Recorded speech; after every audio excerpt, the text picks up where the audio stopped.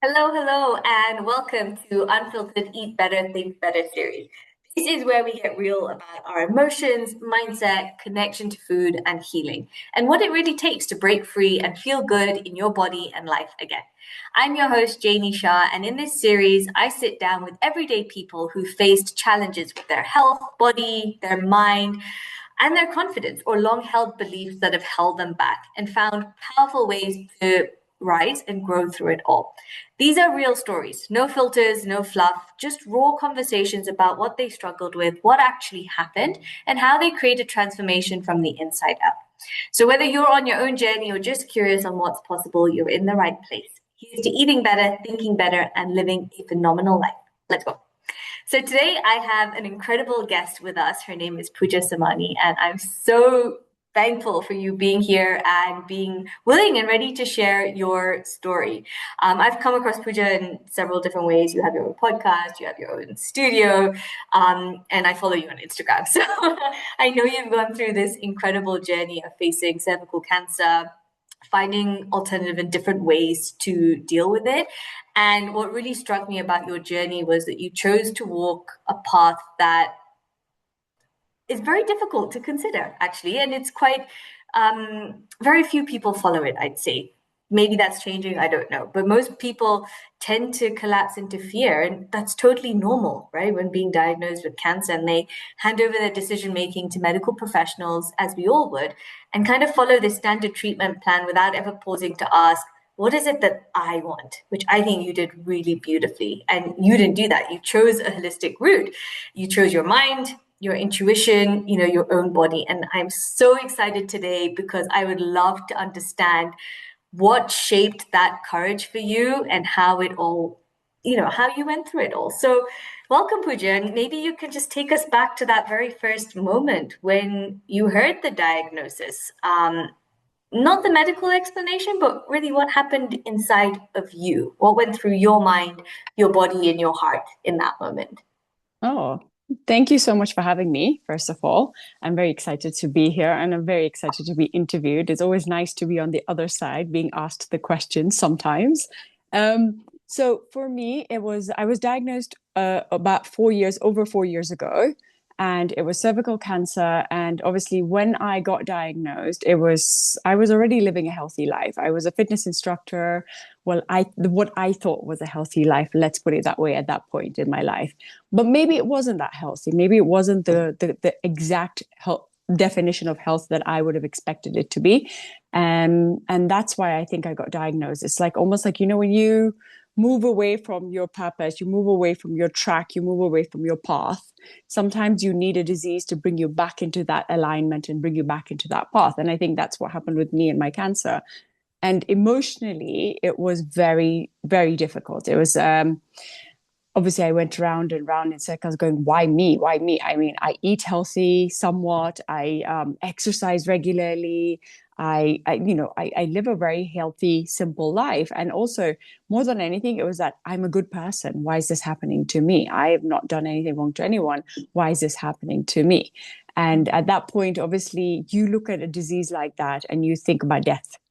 Yeah, cancer equals death, right? Anyone you hear get diagnosed with cancer, my first words as soon as I came out of the doctor's clinic after finding out, I turned around to my husband and I said to him, I don't want to die. Those are my first words, because that's literally the first thought that comes into your mind, right? Is that, okay, cancer equals death, because that's what we've been almost brainwashed to believe. And however, that's really not the situation. It's actually, for me, I personally call it a rebirth. In whatever I went through, for me, it was actually a rebirth. And it was actually a rebirth on my 40th birthday, because got diagnosed when I was 39. And then I rejected the conventional treatment literally when I turned 40. And so I feel like it was a rebirth for me on my 40th. Yeah. Wow, that's insane. And actually, I'm curious, you say you were living a healthy life, and now on reflection, what do you feel was not healthy about it? Many things. So I would say that I still ate gluten. I still consumed dairy. I still had sugar in my diet. Not a lot of it, not excessive amounts of it, but I still had it. But I was mindful of it. So I knew all of these things were not good for me, and I was mindful of it, but I still consumed it. I had actually turned vegan for a whole year because my daughter was severely allergic to dairy and eggs, and I was exclusively breastfeeding her. So when I turned vegan, I realized how amazing my body felt and that I actually didn't do well with dairy. So I'd somewhat like kind of given up the dairy. But the other part that was the unhealthy part was the alcohol, the drinking. And it was during COVID, because during COVID, during lockdown, my body went into fight or flight. It literally was like I would teach almost 3 to 4 hours a day online on Zoom because everything was online. And when you're Yeah. teaching online, you're teaching like really intense because you're like doing all the exercises as opposed to walking around, checking each people's Yeah. form and all of that. And the other thing that was like during COVID was like I would teach, I would homeschool, I would look after the house, and then the last, like at the end of the day, the only thing I was looking forward to was that one drink, like that drink at the end of Right. the day. And so I think I started drinking a lot more during COVID, and I feel like the alcohol affected me drastically also. Yeah. Okay. Yeah. Interesting. So take us through what went through your mind. So you've been diagnosed, you walk out saying, look, I don't want to die. What was the process from there in terms of thinking about what do I do? Where do I go? Because I'm assuming that in the doctor's office, you were probably given that treatment plan by the medical professionals. But what was going through your mind, and how did you start to come to a decision that that's not what you're going to follow? So I always believe the universe got your back, like always in every situation. At that point, it might not seem like it, but it definitely had my back. And I actually thank COVID. Like for me, COVID really helped me because if it wasn't for COVID, I would have been on the next flight out of Nairobi to the best clinic in the US and, boom, boom, boom, part of their Yeah. protocol, go in, do the surgery, do the chemo, do the radiation, literally because you're just driven by fear. But COVID gave me time to realize that this was actually not so bad. And the reason for that was because we were in lockdown and we were on the red list or something like that. So we couldn't go to the UK. And I wanted to go to England to have my surgery, but I couldn't go to England to have my surgery. And so the next best bet was to go to the US. But then when I had an online consultation with a doctor in the US, he spoke to me like I was just another number on his thing. Like he just spoke to me like I was another patient. There was no empathy whatsoever. There was nothing, nothing, nothing. Like literally, I still remember, which is so interesting, is I asked him, I said, Doctor, is there anything I should avoid from now till the time I come and see you? Like, food wise, medicine wise, because I just actually become qualified as a health coach also just at that point, like literally like 2 months before I got diagnosed, I got qualified as a health coach. And so he was like, no, just stay away from smoke because I know you Indian people love incense a lot. And that was it. And I was like, what? Like, stay away from smoke? Like, that's it? That's all you're giving me? And I Yeah. remember I went and I was I'm a very religious person. So I went to my mandir and I cried and I was like, why are you doing this to me? How can you give me that as a doctor? And I looked at my husband and I was like, there's no way I'm letting that guy even touch a finger on me. Like, there's no way. This is my body. This is my choice. So because of all of that, then we ended up going to Dubai and then spent a lot of time in Dubai. And then by the time I got to London and finally found the doctor that was on my page and agreed with the things that I agreed with and was able to like understand where I was coming from, he, like I had a lot of time to think at that point. And it had already been 8 weeks since I'd been diagnosed by the time I actually had my surgery. And then after my surgery, I thought, okay, that's it. I'm done, because everything was good. Surgery went well. And then 2 weeks later, they like hit me with the next thing. And they're like, oh, you need to have radiation and chemo. And there's a 30% chance of the reoccurrence. And again, you get looped into that fear, into that Mm. mindset. And I was like, well, I've already set my mind to believe that's it. I'm done. How can you now tell me that I need more treatment? And at that point, I was just like, no, there's something wrong here. There's actually something wrong. And my intuition like literally kicked in. I felt like somebody punched me in my stomach and said, no, you don't need this. You're done. You're like literally done from this. And it was actually the list of the side effects for radiation that actually shocked me the most. Was every single thing on that list was so horrifying. But the last thing on that list was the most horrifying. And that was, and the lady goes to me, you do know that high levels of radiation can give you cancer. So the last thing on that list was you may develop another type of cancer as opposed to this treatment in the future. The chances of you developing another type of cancer are very high. So I'm like, so wait, I'm trying to kill one bird, right? And then what? That stone is going to go and hit another one, and then I'm going to create another cancer in my body, and then I'm going to have to be fighting this again. How about we just don't do this instead, and I just take my chances? They're like, no, no, no. I spoke to 5 different, then I decided to come back to Kenya because I had a bit of time to think about it. They'd given me some time. And when I came back to Kenya, I spoke to 5 different doctors, and all of them, as if they were reading out of a textbook, said the same thing. Oh, your type of cancer, 30% chance of reoccurrence. You have to do 5 weeks of 5 weeks of radiation, or I can't remember exactly, and you have to do low dose chemo. And I was like, these guys are all reading out of a textbook. They have no idea. None of them have ever asked me how much stress I have, what my diet is like. Let me see some of your blood work. Let me see, maybe we can work around this, something, there's no personalized treatment over here. And I was like, no, this is just not for me. And then that's when I went on to my next journey. Yeah, I mean that I didn't know about that side effect that you just mentioned, that you're likely to develop cancer. I mean, it's crazy. You're treating one thing, but you're saying the side effect of this side of treatment is that you might also get the same disease coming back again. That's Yeah, in ridiculous. a And different part of your body and a different type. So now you're yeah, fighting the battle again. and nobody shares this. And I was reading something somewhere so interesting about how come nobody sues chemotherapy or sues radiation for actually causing cancer? Not only Because that, why not sue them? Because it's the most, I'll tell you, 90% of patients don't actually die of cancer. They die of the treatment of cancer. They die from chemotherapy. They die from radiation. They don't die from cancer. yeah, exactly. And just to put that disclaimer out that this is not a podcast for medical advice, that this is not saying don't do what you're going to do, but we're sharing alternative views and different ways of thinking of things. But I find that so ridiculous and mind-boggling. And then doctors aren't educated on the nutritional aspect of the other parts that can actually help with no side effects of things. But as you're making this decision, I can imagine that it's not easy. There are so many people who've gone through this. I know family members, extended family members who've been diagnosed, and it's a really difficult world to oppose a doctor's view because we have, and it's social It conditioning, right? You is. Yeah. see a guy in a medical jacket with his clipboard, he knows his stuff, and they're telling you this is the situation, this is what's going to happen, and of course we've been conditioned to trust what the doctor says. How did you navigate that in your mind? I mean, were there moments when you doubted your decision? I heard that your intuition kicked in and that was phenomenal for you. But were there moments when you doubted your decision because there's so much other external noise?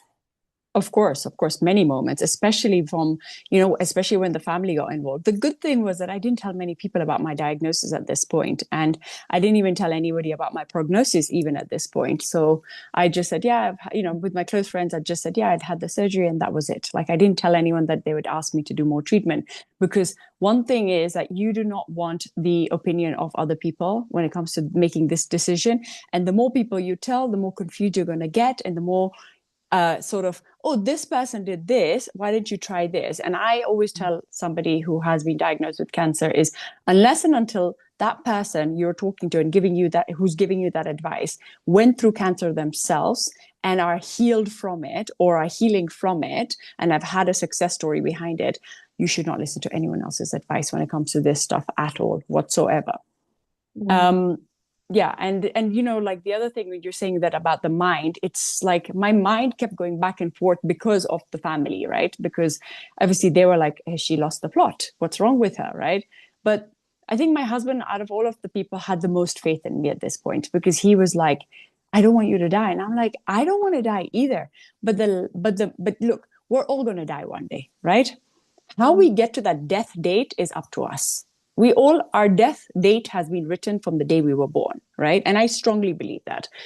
But the way we get to that date is nothing to do with like, oh, because I made this decision or this. It's actually to do with the choices we've made in our life. And so the last thing I want is my children to remember me as their mom who was sick with cancer, who was going in and out of a hospital and then died as a result of that. I'd rather, even if I know that I'm going to die in 5 years' time, I'd rather live those 5 years doing all the things I love, jumping off a plane, having the greatest time of my life. Because at the end of the day, we get this one life, we get this one moment to really live life. And you want your last, if you've been told you have 6 months to live, do you want to be living those 6 months going in and out of a hospital? I don't think so. And many patients who have been told, I'm really sorry, you have 6 months to live, they're like, okay, cool. So I'm going to go and I'm going to like do all the things I wanted to do. And then they come back and their cancer is gone. Yeah. Yeah, So, exactly. Yeah, it's so true because you're shifting that mindset to being like, yeah, I'm living and I'm gonna go. And then all of a sudden when you're living, you're joyful. Perhaps you're now even living the purpose you were meant to live. Your body's like, oh, okay, cool. Actually, we're safe. We're okay. We don't need to be, harming ourselves and yeah. and things person change. It's also interesting. I was speaking to somebody else who's a voice doctor, and she was talking about how doctors give their prognosis or their diagnosis to patients can seriously impact the outcome of it, right? So, for example, if a doctor comes in and tells you, okay, look, you have 6 months to live, there's two ways a person can take that to be like, okay, crap, I have 6 months. And most often you'll find that that patient will eventually actually die very close to that timeline because they've heard that message, their brain and mind has accepted it, and they've created the reality that that's what's going to be the case. And then there's the second one, which you've talked about, which is, okay, hang on, no. If I only have 6 months, I'm going to live the damn like best 6 months of my life that I can. So words like that are super important to be mindful of, how you hear them, how one says them, because your mind literally listens to what you tell it. You tell it you only have 6 months, you only have 6 months. Um, so yeah, I wanted to mention that. Well, I'm curious, what did fear sound like for you? Fear cells, like really fear cells. Like you can tell when even with kids, you tell somebody, don't do that, God will punish you, or don't whatever. There's this whole thing about like the belief system where the fear that we're being programmed with to believe it really sells, right? And so that kept happening to me, the loop. I kept coming back into the fear, I kept running away from it. I kept coming back into it, I kept running away from it. And then I found many things that really aligned with my purpose because I closed that door and I said, no, I'm not doing radiation. I'm not doing chemo. And then the next thing I know, 10 different doors opened in front of me. And I found these amazing books, one called Radical Remissions, the other one called Radical Hope. And it's about these people who had cancer and they literally healed and reversed and went into remission by doing these specific 10 factors in their life. And so each story was about each person and each story was about one factor that they changed in their life. And it wasn't only cancer, it was also autoimmune conditions. And what was interesting is out of those 10, 6 were not even physical things. Wow, what were some Yeah. of those? So obviously fitness, exercise, health, diet, lifestyle, all of that. Forgiving, finding your purpose. There's a lot of like emotional healing. There was a lot, like a lot of stuff, like just finding your ikigai, being in nature, connecting to nature. Like there was Yeah. this one guy, I remember his story. His story was for me the one that shook me the most and it really changed me. And that was the first story in the book. And there's actually a mini series about this book. And this guy, every day he was being told you're going to die. He was in the hospital. And he just hated the smell of the hospital. Like he really hated it. And he was being told he was going to die. Every morning, he asked the nurse to take him upstairs to the balcony, to the rooftop. And he just wanted to watch the sunrise every single day. And just by doing that, he managed to reverse his cancer diagnosis. And then since that day, every day he woke up at sunrise and watched the sunrise. And that was it. As simple as that. It's not that complicated. I really believe, look, your body makes the cancer. Your body is the only one that can destroy the cancer. And cancer is an emotional disease. It's actually, okay, yes, environmental factors, all of this stuff does trigger cancer, but cancer is definitely an emotional disease. There is an emotional connection there. And if you can find that emotional connection and heal from that emotional connection, then you can definitely heal from the cancer. Yeah, I love that. Are you familiar with the work of Dr. Gabor Mate? Of course. Yeah, Yeah, and he has a chapter on cancer in his book When the Body Says No. exactly. And you're right, like there's this seriously strong connection between emotions and cancer. Yeah. And you've got to start looking at that a lot more. Yeah. What were some of the things that supported you in that loop in your mind to bring you back to being like, no, this is what I'm going to do? What were some of the things that helped you? Many things. I mean, there was this one guy called Chris beat cancer. He's great. He was diagnosed with cancer at the age of 26. And at that time, there was nothing. There was no information out there. There was the Gerson therapy. So he started following the Gerson therapy. And he decided also, he did exactly what I did. He did the surgery. And then he had this intuitive feeling that, no, I should not do any more treatment. So he rejected conventional treatment and he was told he's going to die. I mean, it's what, 25 years later, and he's still alive, kicking, and he's doing fantastic. So he has these 9 modules where he tells you, he teaches you how to basically heal through cancer naturally. So every day I listen to him. There was a lot of books that I read, a lot, a lot. I mean, I still read a lot of books. There was a lot of podcasts that I listened to. Um, and obviously, one of the main things is for me to do the physical was easy. I can ace at anything physical. You tell me to fast, I'll fast. You tell me to do this, you change my diet. I changed my diet. I changed my lifestyle. But for me, the mental was the hardest. Is that mental, that voice in your head, what if it comes back, all of that fear.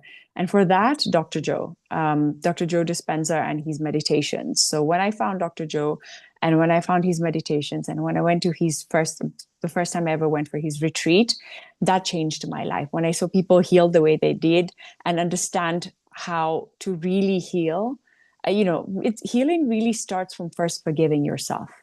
You need to forgive yourself. You need to forgive your body. You need to love your body. You need to love who you are and really embody that love. And from there, everything else just falls into place. Yeah. Yeah. Wow, that's so powerful.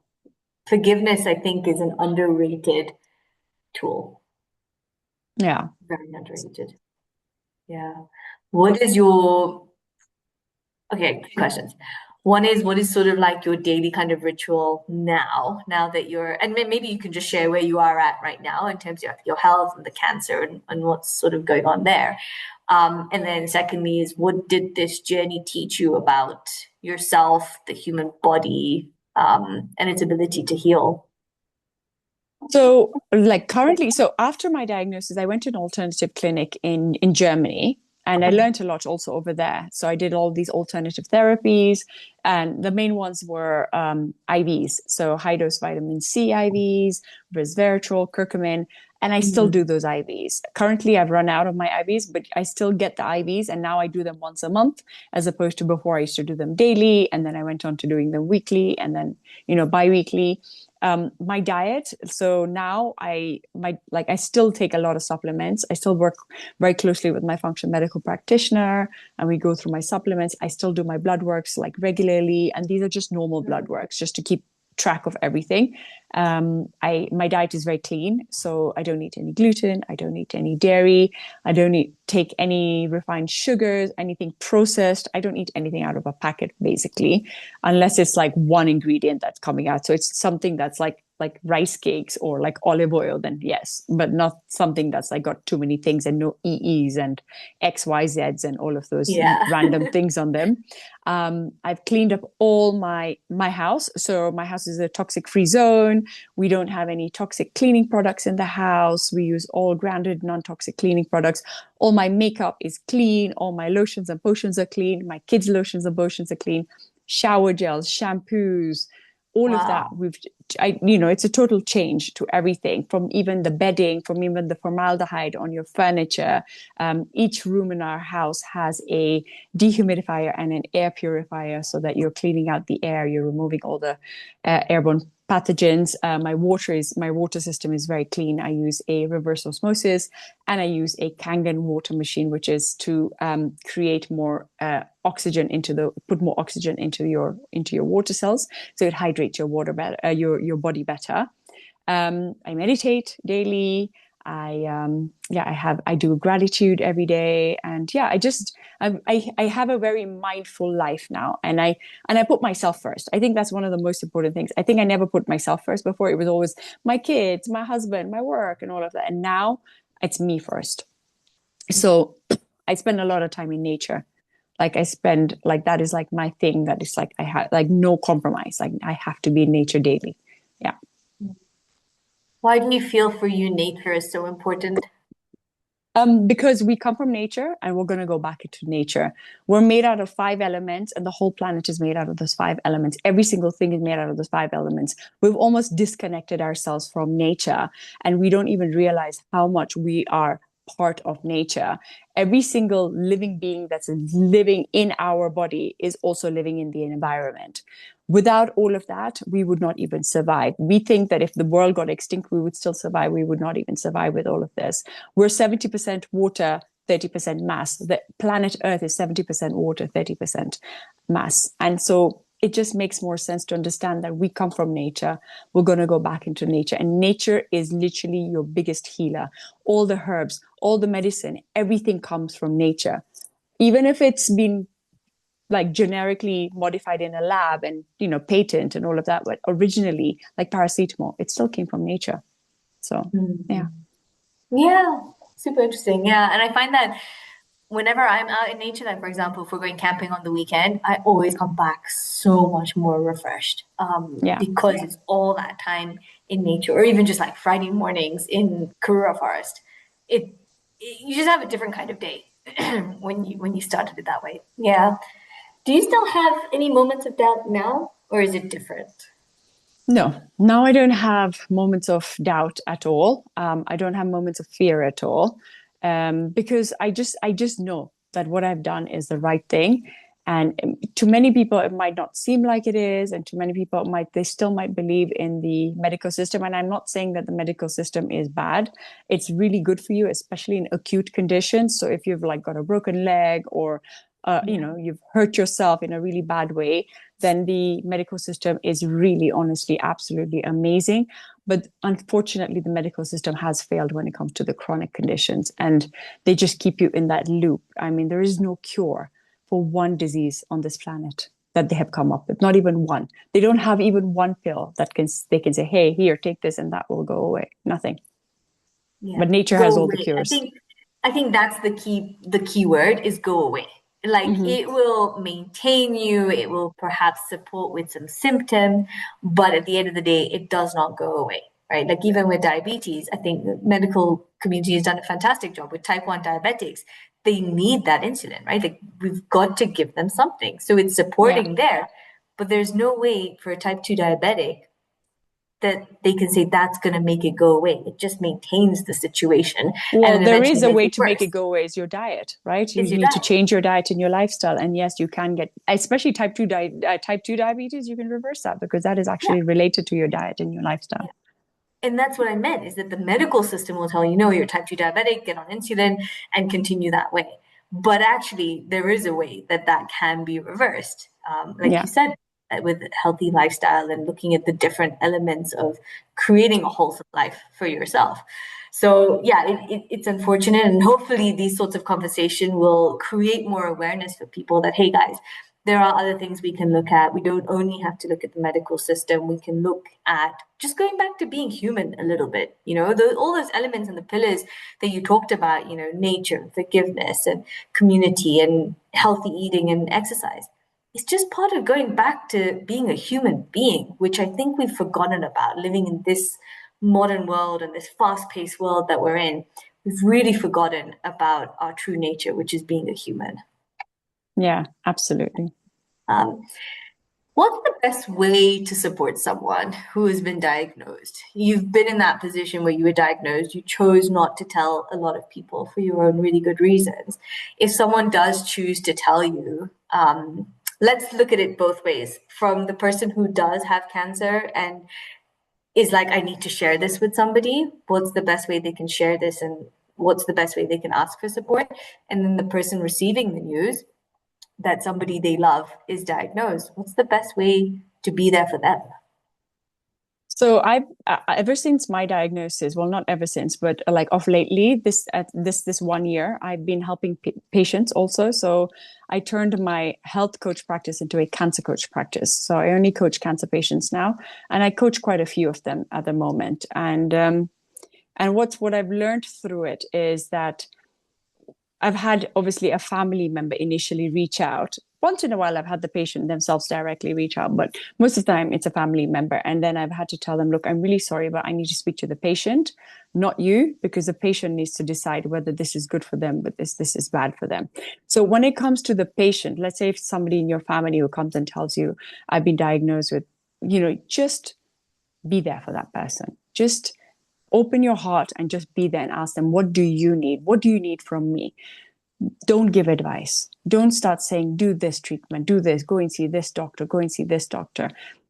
Let them decide for themselves. Let them make the decision. Let them make the choice. Because oftentimes what happens is the minute somebody gets diagnosed with cancer, they take their steering wheel and they go and give it to the doctor. And they're like, okay, doctor, fix me. I mean, with any disease, right? Doctor, fix me. But the doctor has no idea what kind of childhood you had. Do you have any trauma?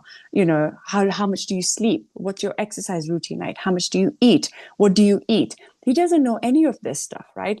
So it's really important to empower that person who's been diagnosed and say, listen, you're not in a vulnerable state. You're not like the victim. Yeah. Take your steering wheel back, take your power back, and then you make the informative decision. If you feel like you want to go and do chemo, go and do it. If you feel like you want to go and do radiation, go and do it. If you feel like all of this is not going to work, then don't do it.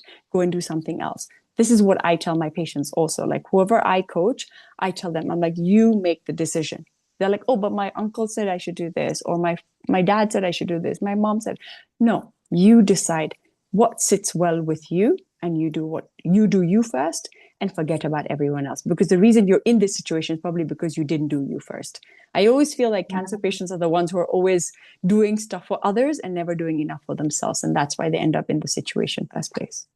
Yeah. Yeah, yeah. I think that's so powerful to hear as well, is that we're very easy as human beings to jump into giving advice, even though we may have never been in that situation or position before. And I love that thing of just look, open your heart, just be there for them, ask them what they want. And then, as difficult as it is for you to be like, oh, but I want to tell them to do this, the best thing that we can do is just support them in whatever decision they make and just know, let them know that you're there for them, whatever they decide. And then I guess for the patient themselves as well is it's probably, maybe you know the answer, it's probably super helpful just knowing that people are there, they're supporting you, and they're not trying to make you do something you don't want to do. Yeah, no, exactly. And also what helps is when they speak to someone like me, they're like, I only want to talk to her because they're like, she understands what I'm going through because she went through this. So she empathizes with me because she can actually put herself in my situation. Most of the time, nobody else empathizes with them because nobody else understands what they're going through. So they'll actually be like, look, you know what? I'm really sorry, but I only want to talk to you about this stuff. I don't want to talk to anyone else in my family about this. And that's okay too. And you just have to give them that space. So they might find, so, you might want to be that person. You might want to be that me in their life, be like, they just want to talk to you, but because you're just there as a person to just sit there and empathize with them, not to give them advice. Yeah. Yeah, it's true. I often tell all my clients this as well, is that you know best, and also only you know what you are experiencing in your body, right? As much as you're going to explain to someone, okay, I'm feeling this or I have this pain or what, only you truly know what you're experiencing in your body. And so the more aware you can become about how you're feeling and what's triggering you and what's affecting you, the better doctor you'll just become for yourself. And I think that's where that mindfulness and doing those meditations really help you, because you start becoming in tune with yourself. You start tapping into your intuition, which all of us have. It's not that, some people say, oh no, I don't have intuition. Every single person has intuition. We've just, along the way, over the years and the days, we've shut it down. But it's all there, it's available for us. And I think the more you can tap into that power, the more you know what it is that you need to do without being confused by everything else that's around you. And the simplest way to actually tap into intuition is by sitting in nature.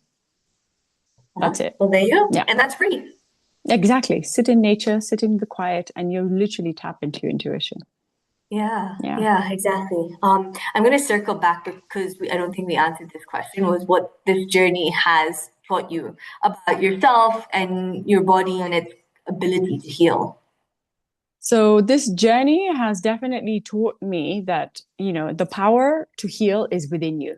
You have the power to heal within you. Nothing outside of you is going to heal you. Only whatever's inside of you is going to heal you. Again, your body created the cancer. Your body is the only one that can destroy it. This is why they use immunotherapy, because immunotherapy is your immune system. And the only reason the cancer comes into the body in the first place is because your immune system is compromised and your immune system is not recognizing the cancer. We're born with cancer cells in our body. We have 100 odd cancer cells in our body circulating every single day. But our immune system is so smart, it knows, okay, cancer cell, kill it, kill it, kill it. There's a war going on inside our body every single day. However, when the immune system is overburdened and bombarded by too many things, then it shuts down. And then that's when you can either get diagnosed with an autoimmune condition or you get diagnosed with cancer.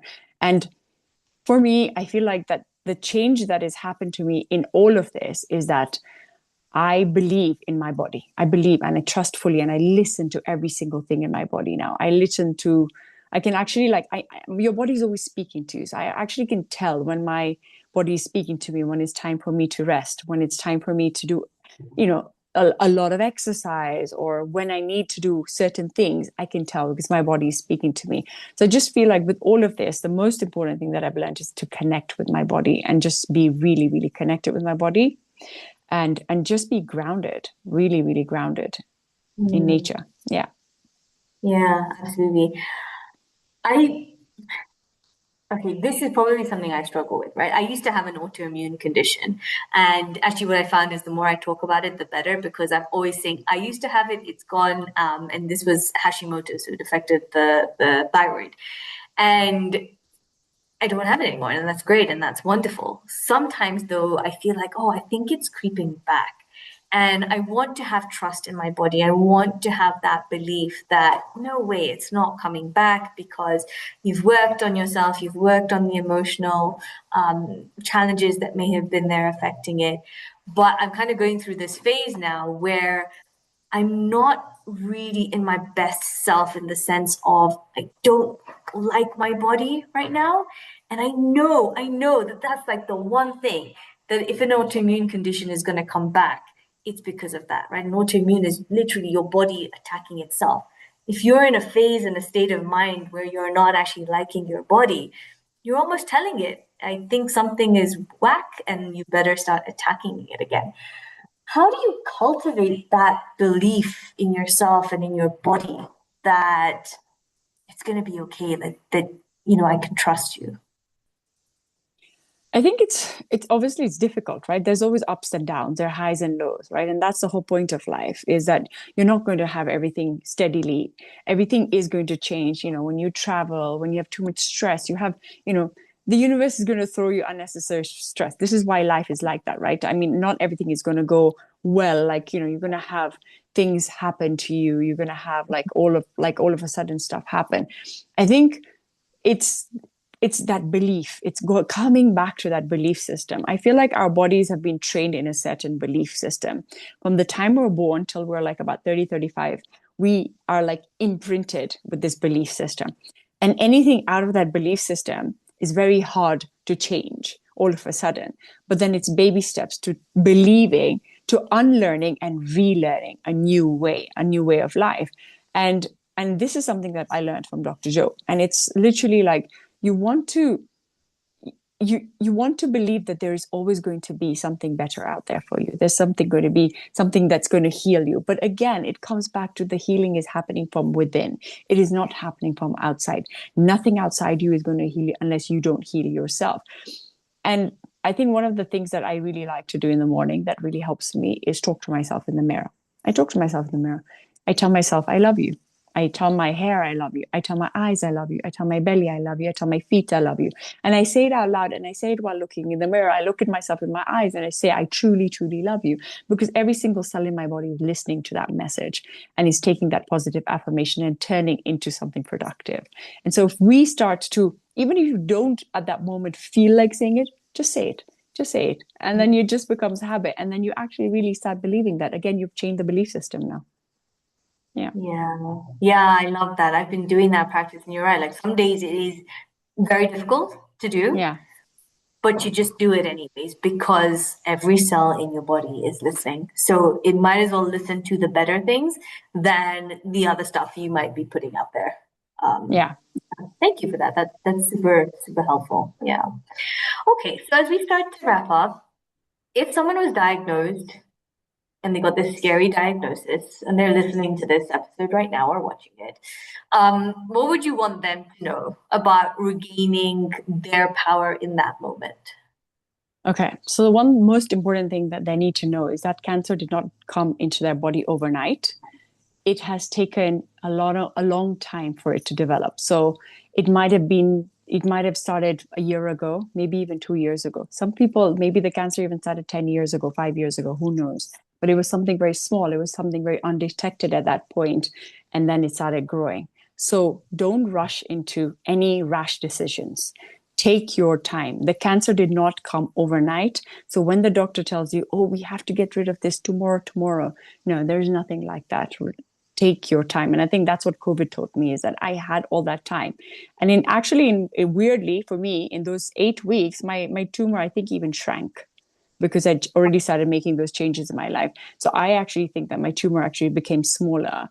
And I know that because even one of my patients that I'm actually coaching right now, before she went for her surgery, I put her on a certain protocol and her tumor did shrink. She even truly believes that her tumor shrank. And when they removed it, it was very small by the time they removed it. And so take your time. Don't make any rash decisions.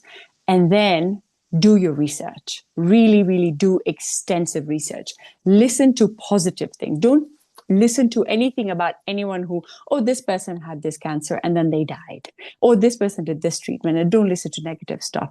Just listen to positive things. Listen to amazing stories about people who have successfully healed from cancer, who have done amazing things.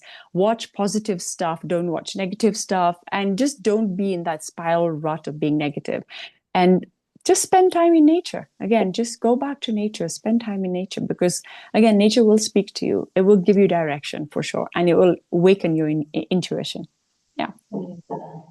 Yeah, I love that. And it's like what you were saying before as well, when you had all that time, you were surrounding yourself with those podcasts, you were listening to things, you were reading books, you were doing the Chris Beats Cancer. That's filling your mind with all the possibilities and the hope of this is going to work. I'm going to get that. I'm going to heal myself. And like you said, every cell listens to what you're saying, right? And what you're absorbing. And absorbing means through your eyes, through your ears, through your nose, through everything. So yeah, I think that's super powerful, and that's something I teach everyone as well, is just really be mindful of what you're putting in.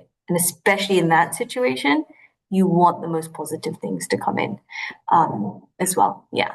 Okay. Well, Absolutely. Pooja, thank you so much. I mean, thank you for sharing this story. You've walked a path that most people might not ever even imagine for themselves, one that required strength, trust, deep self-belief that you've just shared with us. So thank you so much for sharing that. And I want to end this conversation with a question that I ask all of my guests, and that is, if healing had a voice, what would it say to you today? It would tell you, put one foot in front of the other. The mountain is very tall, but you will make it there eventually.